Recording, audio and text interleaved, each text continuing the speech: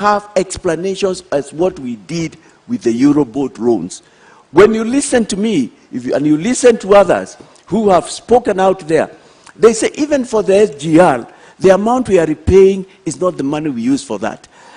I am here, and I am borne evidence by a former minister, and allow me to mention the Honorable Joseph Nyaga, God rest his soul in eternal peace. That was in 2020 when he said it's time for us to bring our money back to develop our country. He was an angry person. He had served in the government for about 40 years. He was tired. Our money that is supposed to develop this country, move us forward, is hanging out there in nations that are willing to bring it back if only there's goodwill from my end. I am bringing goodwill. I'm saying Kenyans, we must change. Those brothers and sisters who went ahead of us did not have two brains, Ken.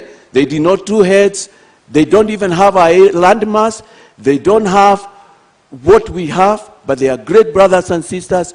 We can do it. It's time now, Kenyans, to go to where we went wrong and find out why and do it clean, have a clean start. Two things. One, what you're saying has nothing to do with growing the economy. What you're saying is the generalities. What I want to know, the role of manufacturing in growing the economy, the role of trade, and the role of regulations. And while you answer that, perhaps tell us, how much money in your mind are you thinking can be brought back to the country? How much money is outside needs to be brought back to the country? I'll start with that and I'll come to what you're talking about, manufacturing, regulations and all that, because that's an important area. In the budget of 2017-2018, Henry Rotich, as he then was, the cabinet secretary, said to us that 14.6, which was rounded up to 15 trillion, was stashed abroad and needed to be brought back. To date, that money has never been brought back. We've never had a report. Later, in the year 2020, the late Honorable Joseph Nyaga called again, and his was a cry, please, let's bring our money back, we develop this country.